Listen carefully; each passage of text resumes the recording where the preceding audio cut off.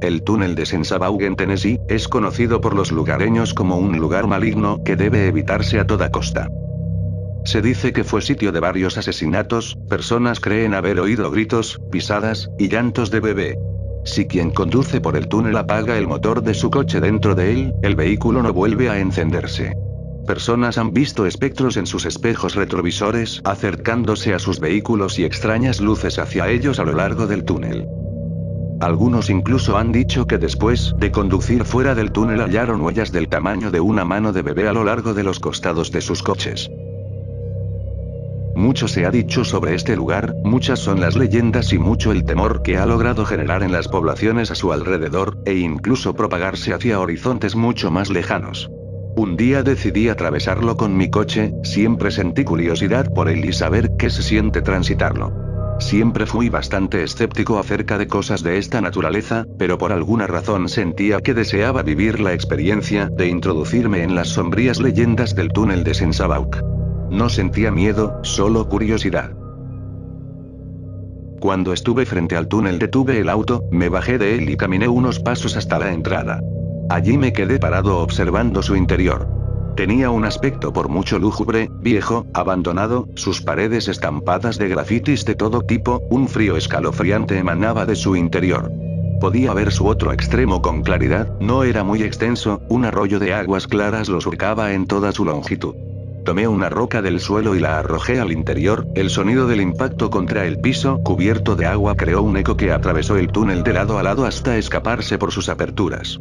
Aunque no me parecía sobrenaturalmente espantoso, no podía negar que me producía cierta inquietud su aspecto demacrado, y contrastado con las muchas leyendas que entramaban su historia.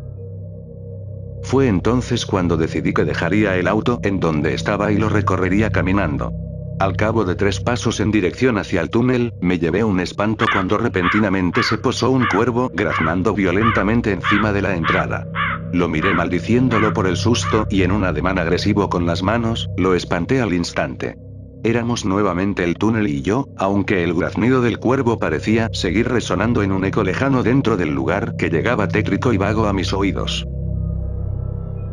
Caminé lentamente por el centro del túnel, el agua fría del arroyo mojaba mis zapatillas, cada paso en el agua resonaba increíblemente claro en el ambiente vacío del lugar, aunque los sonidos externos parecían no penetrar en el túnel una vez dentro, el cantar de los pájaros, y los ruidos de la naturaleza no existían allí. Era como si mágicamente te transportara a otra dimensión. El mundo desaparecía entre aquellas paredes, el universo entero parecía reducirse a aquel pasaje. Todo me resultaba normal allí dentro, al comienzo nada me daba sensación de extrañeza más allá del aspecto tenebroso propio del lugar.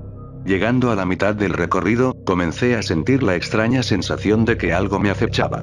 Me detuve, miré hacia atrás y nada. Pero cuando volteé la mirada nuevamente hacia adelante, me di cuenta que efectivamente no me encontraba en un lugar normal, ya no vislumbraba el final del túnel, era tan extenso que parecía llegar a la mismísima eternidad, volteé nuevamente y tampoco pude ver la entrada, solo un horizonte oscuro entre paredes viejas sin final. ¿Dónde estaba? ¿Qué sucedía?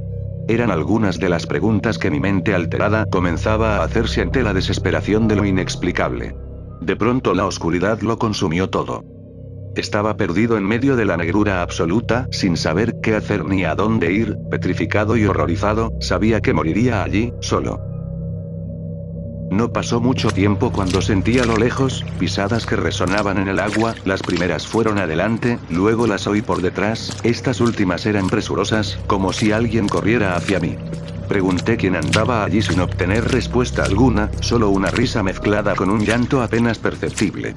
Llanto que no tardó en intensificarse y retumbar en la extensión infinita de la oscuridad, podía escucharse con claridad el llanto de un bebé, que poco a poco se hacía más fuerte y cercano.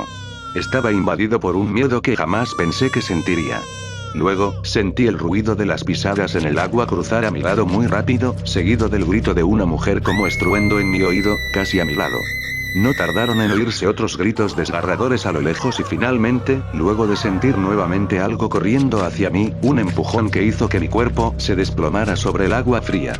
Después de eso solo silencio, silencio sepulcral. Solo el sonido del crujir de mis dientes que temblaban del horror. Allí me quedé tirado unos minutos sin moverme tratando de comprender qué era todo eso, e intentando autoconvencerme de que en cualquier momento despertaría en mi cama de un espantoso sueño. Sentí entonces una mano pequeña tomar mi brazo, junto con lo que parecía el balbuceo de un niñito, segundos después, un llanto de bebé espantoso, tan desgarrador y potente que no parecía humano, y lo que en principio era una manito sobre mi brazo, ahora eran garras desgarrando mi carne. Grité y lloré tan fuerte como pude, sobrepasando ya cualquier tipo de locura. Por doquier, llegaban a mí, sonidos de todo tipo y de todas las direcciones, risas, llantos, gritos y otros irreconocibles. Fue entonces cuando perdí conciencia de lo que pasaba. Desperté en el hospital de Memphis luego de 3 días en coma. Los médicos y amigos me contaron que me hallaron inconsciente a 1 kilómetro de mi automóvil que se encontraba frente al túnel de Sensabauk. Tenía varias heridas en todo el cuerpo y profundas desgarraduras en los brazos, lo cual atribuyeron al ataque de algún animal salvaje. En su momento no conté lo ocurrido, pues no estuve preparado para recordar la experiencia que tuve en el túnel sino hasta 2 años después de lo ocurrido aquella tarde. Me juré jamás pisar los alrededores de ese lugar nunca más. Desde entonces entendí que hay realidades inexplicables que rondan este mundo, pero sobre todo, que jamás debes adentrarte en lo desconocido.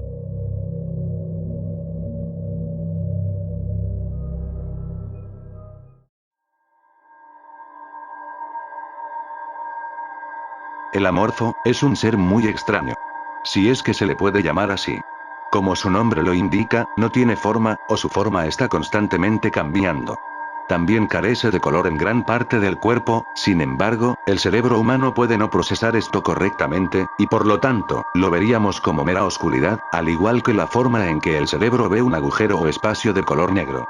A veces, cuando realmente quiere, un amorfo puede transformarse a voluntad, incluso cambiar los colores. Puede ser por un breve o largo periodo de tiempo, dependiendo de la forma en la que se encuentre. Se necesita energía para que un amorfo cambie de forma. Un amorfo no puede nacer, ni ser creado. No puede ser destruido, solo movido. Simplemente, fue, es y será, por siempre. A lo largo de la historia, el amorfo ha tenido muchos nombres. Ángel, demonio, fantasma, espíritu, y más recientemente, una sombra.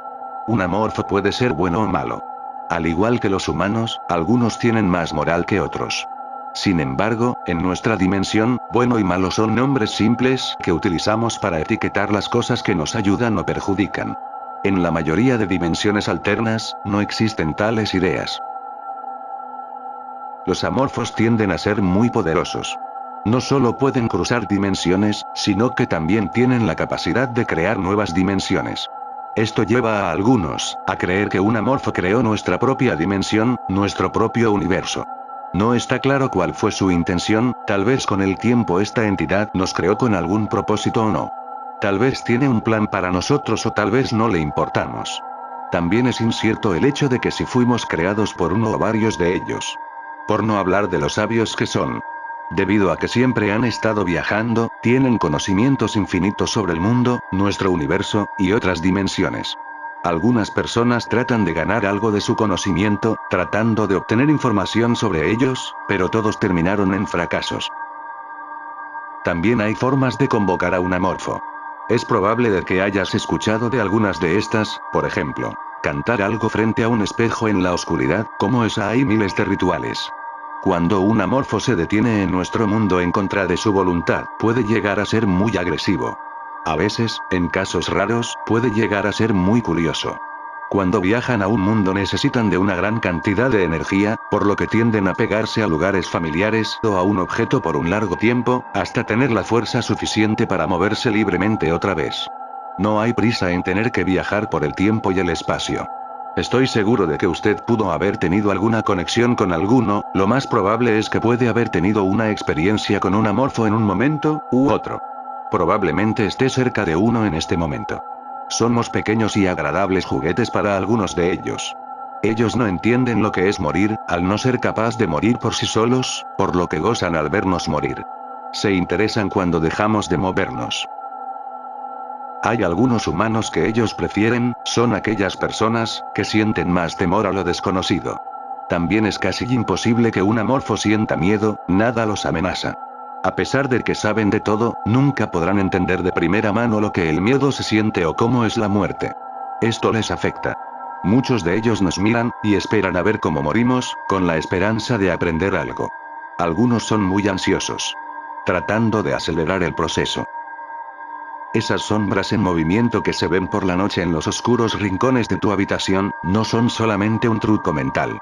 Son probablemente, el cuerpo de un amorfo. Mirándote. Tratando de asustarte. Y poniéndose cada vez más impaciente.